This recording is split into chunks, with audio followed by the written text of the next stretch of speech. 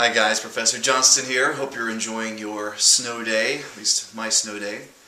But the work never ends, so we're going to get to talk about logistics, supply chain management. We call that fourth P of marketing, place. Kind of a misnomer, place. We tend to think of place as perhaps where something might be in a supermarket, and that is a part of it, but it's only a very small part of it. You'd be wondering why there's a picture here of a milk truck, if you didn't know what that was. This used to be the way that people got milk. We got milk. It was delivered to their door magically every morning, and it was just some guy driving around in a truck, and this was the primary way that people chose to receive the milk they got. It actually sounds pretty great. I would love to see it at my doorstep in the morning. It would keep me from having to drive anywhere. But over time, consumer tastes changed. And it didn't make as much sense to have someone delivering it to people's door every day, especially as the cities grew.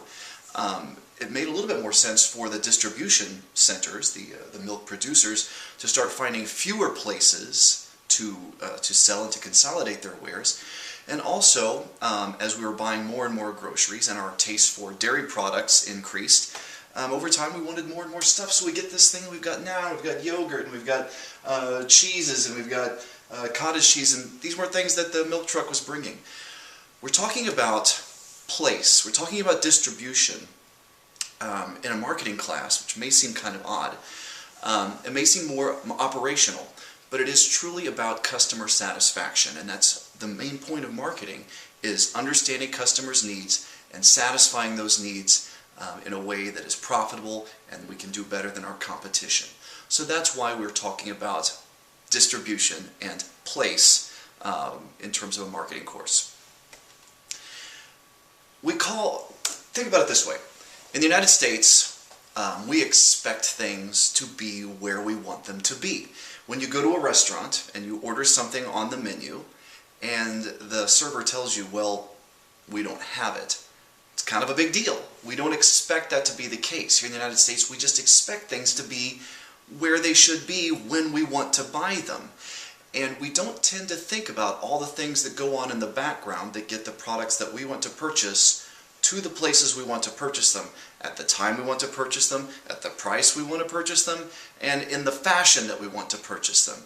And all these activities going on in the background that we don't typically think about as consumers are a huge deal when it comes to the difference between someone buying and not buying. And that's what we consider place, or physical distribution, the invisible element of marketing strategy. People don't see it happen, but it makes a great deal of difference when it comes to buying one thing or another, or perhaps not buying anything at all. So, just a couple quick terms here. Logistics is not some sort of magical word that people use to sound smart. I mean, it is. But to demystify it a little bit, it's transporting, storing, and handling goods in ways that match target customers' needs with a firm's marketing mix. So someone that goes into logistics, that's precisely the study that they're doing. They're trying to isolate ways that get products to the consumers in the fashion that they want them, in cost-effective ways.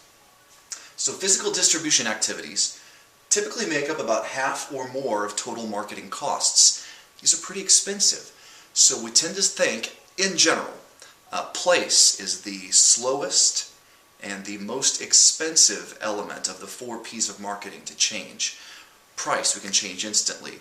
Promotion we can change pretty quick. Product takes some time. But because of the nature of the multiple companies in relationship and the prices and those contracts involved, changing your place elements, changing your physical distribution takes a long time, and it's pretty intensive in labor and definitely in cost. So here's what we call a vertical.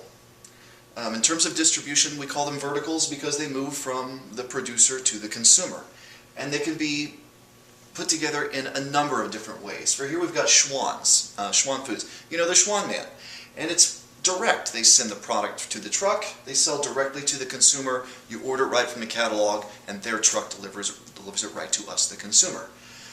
Toyota, because of the nature of their business and the nature of their consumers, they can't sell directly from the factory to the consumer.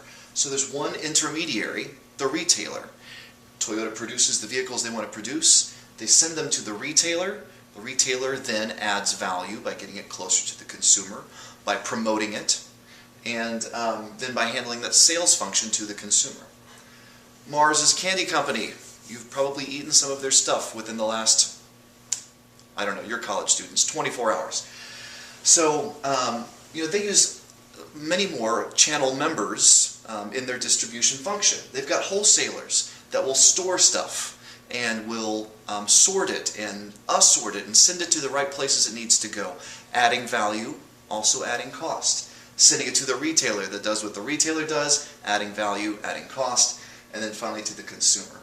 And so we can have any number of members in this channel that can make it very simple or very complex. And there's a lot of strategy decisions that go behind the particular type of strategic setup we use to our vertical distribution system. So before we go any further, I want to talk about some of what we call the universal functions of physical distribution, which is what we'll call the place function from here on out. There's things like buying and selling, absolutely essential. Companies have to know exactly how much to buy, how much to sell based on the derived demand of the next link in the supply chain. Transporting adds value and adds cost by getting the products closer to the end consumer, and the closer we can get it when it's time to buy, the better off everyone is. The storing function makes up for the discrepancy of supply and demand. There's a certain amount demanded. Not everyone has the same amount of supply. We can't always produce the right amount in order to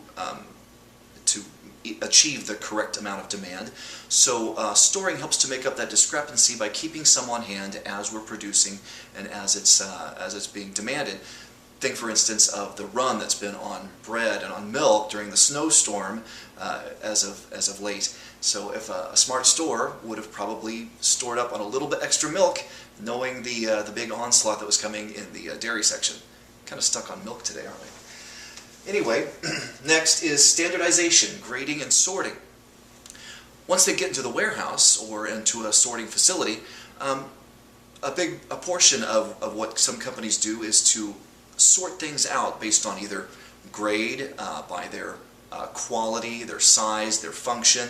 They'll sort them into common elements, which make them then easier to sell to the next unit, adds value in that way. Then there's things called assorting, bulk breaking.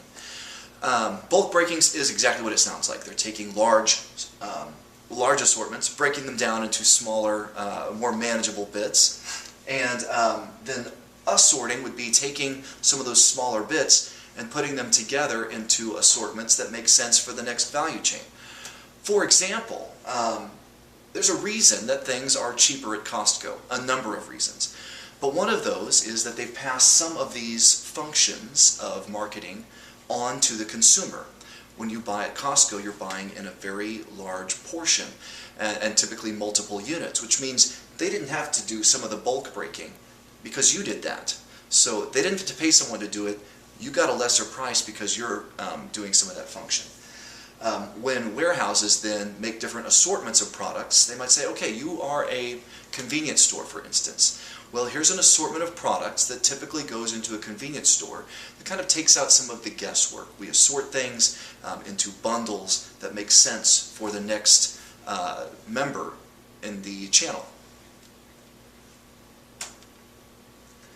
So one of the first decisions we have to make when it comes to making our distribution and our physical distribution strategy choices is how direct are we going to be? Direct distribution comes directly from the manufacturer to the consumer. Companies like Dell, they produce their computers directly to spec online, and they come directly from the factory, mass customized to the consumer. This makes sense for companies like Dell when the consumer is okay with, well, when it's customizable, when the consumer is okay with waiting for something, and when a company wants to save in some of those costs, thinks they can handle some of these functions themselves, direct distribution seems to make good sense. And it's important to note that all those functions that we just spoke about of physical distribution, whether or not you go direct or indirect, all those functions have to be handled by someone. So they're either being handled by the company themselves or by a whole series of companies acting in concert in that vertical distribution channel. So that's direct distribution. Indirect distribution, on the other hand, obviously uses many more intermediaries, many more channel members. This makes a lot of sense for companies that don't want to handle all those functions, that perhaps don't have the resources or the expertise. If you watch Shark Tank, and if you don't, you should, one of the first questions that the sharks always ask to the people pitching them ideas when they have a company that has a product already on the ground is they want to know, where are you being sold? Where are you being distributed? The difference between a lot of products that are successful and a lot of products that aren't, a lot of times is, can I convince companies to distribute my products for me?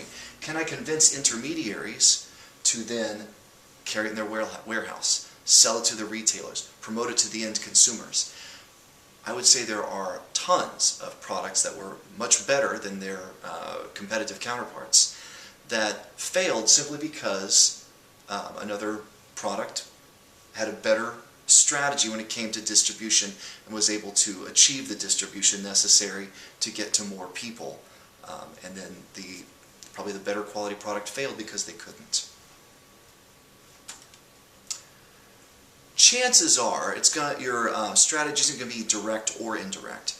Chances are it's going to look something more like this, where it gets quite complex. And you have, now this is not a great example because instead of going vertical, we're going horizontal. But in this instance, we have a publisher of computer books, and they're using several different wholesalers that then use several different retailers. And so each one of these gets pretty complex. And then to even make things more complex, they're going direct from their website to the final consumer. This is what we call multi-channel distribution. Many, many firms do this, and for a great number of reasons.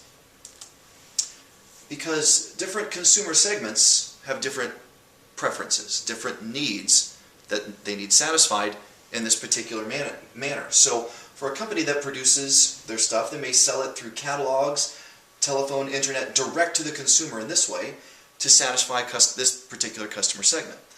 For those that like to go to retailers to touch things, to feel things, and buy it that way, another consumer segment is satisfied by using retailers.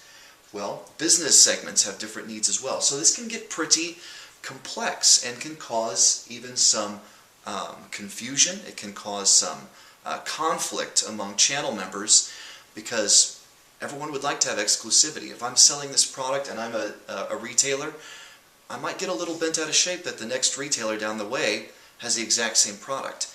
If I could have some exclusivity, that alleviates some of that channel conflict. So it's a delicate balance that we have to walk whenever we are making these decisions. So the next strategy decision we have to make is the amount of market exposure. For different types of products, it makes different sense perhaps to be everywhere that someone might want to buy something. No matter where you turn around, there's a place to buy a Coca-Cola. As a matter of fact, you cannot throw a stick on campus without hitting a Coke machine or somewhere that you can buy a Coke. Because for this type of product, when you want it, you want it. And as long as there's one available, you will buy it. Gas stations, grocery stores, sporting events, on campus, off campus, Coca-Cola is everywhere, and they use what's called an intensive distribution strategy for products that are used every day, for products that are low involvement. This makes a lot of sense. It's very expensive. It takes a lot of intermediaries to be everywhere. Coca-Cola is not even only in stores and in machines, but you will find in third world countries little guys riding on bicycles with Coke coolers on the back, taking them to little stores and bodegas in order to get them intensively everywhere. On the flip side, we have what's called exclusive distribution. One particular distribution point in each geographic location. This is an important distinction. Not all products need to be everywhere, and so for some sorts of products, it makes sense to protect our distributor by giving them exclusive rights to a specific location.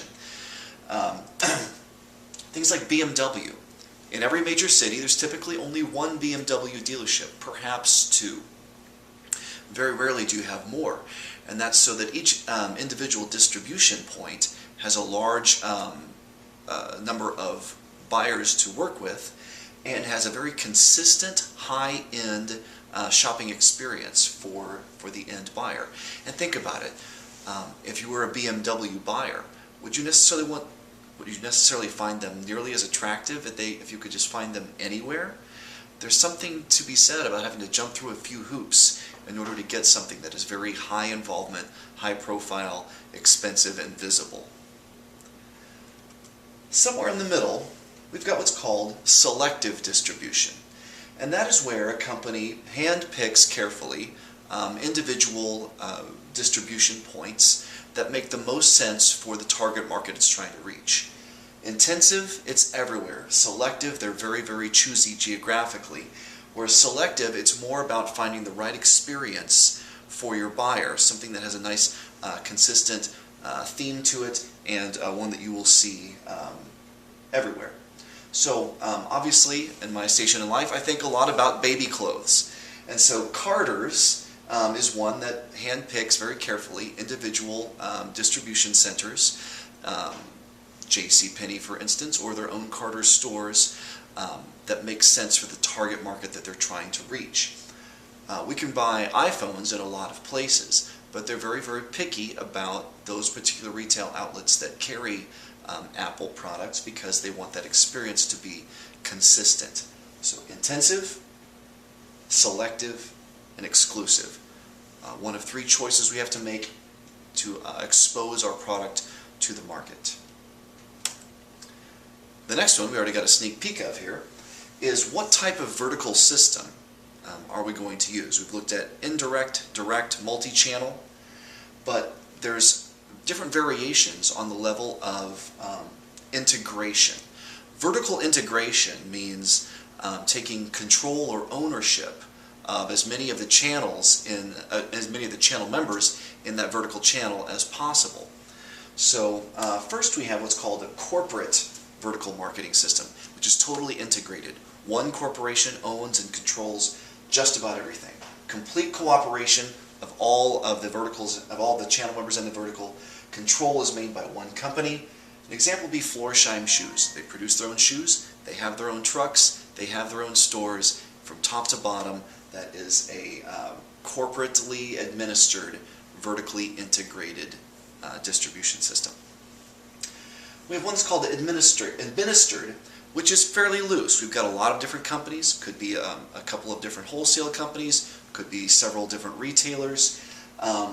There's not a lot of coordination, but the economic power in the relationship determines where things go. General Electric is an economic power, and it can administer its multiple channels of distribution and has a lot of say. So it's administered, they don't own everything, but they kind of control. Somewhere in between is contractual. And the contracts are what maintain control in this relationship. So McDonald's has their own distribution centers. They have, but they don't own most of the stores. They're not corporately owned. So there's some of it there's some characteristics of corporate that it follows, some characteristics of administered. Once again, somewhere in the middle. So how do we get there? Well, we have to first, this being about customer satisfaction, we have to understand the customer. How do they like to buy the thing that we like to buy? Are they willing to wait? Would they even prefer to wait? Or do they have to have it right now? Is it something that they will want to buy when they want to buy it? Is it very frequent or is it infrequent? So a good understanding of the customer and their preferences is very important. We have to understand the supply chain. We have to understand all of the options available to us in order to best reach that customer. What types of those things can we take on for ourselves? What types of those things must we rely on someone else to do? And finally, we just put those two together the best we can, using our own resources, the best we can, and those of our suppliers and partners. certain questions we have to ask. First of all, what retailers are going to provide the best coverage of our target market? So if we were an Apple store, if we were Apple, if all we used was Apple stores, that would make our product seem very exclusive, which it is, but they are also careful to make sure that they can blanket their entire target using their selective distribution system. What retailers are going to best satisfy the target market's buying requirements? So it's not just about those that can reach them, it's also about those that people in our target market will enjoy doing business with. Well, do I like to go to Target? Most people do. So that made good sense for Apple to work with Target. They do also have them in Walmart, and even in, you've probably seen them if you've been to the airport. You can buy iPads and iPhones in a vending machine, much like your soft drink machine. And obviously we want to know which channel numbers are going to be the most profitable to give us the best deal for our investment. Won't take as much of the cut of the markup, and give us the best opportunity to profit from our venture. Essentially what we're doing is balancing. We've got a lot of costs. We've got a lot of costs of materials handling, the cost of processing orders, the cost of holding on to inventory, and those are extensive. The costs of stockouts. When we run out of things, we not only miss out on the opportunity to sell now, we also could lose the sale to a competitor, which could be a long-term loss. And then obviously the cost of transportation. We have to weigh these in comparison to the things that our customers want. They want communication from retailers. They want communication from the producers.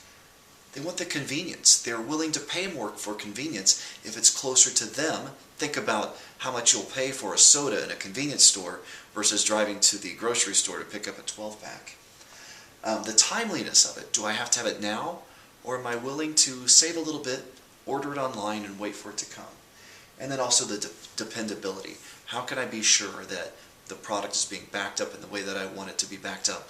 How can I be sure that that who I'm buying this from is really looking out for me if something were to go wrong?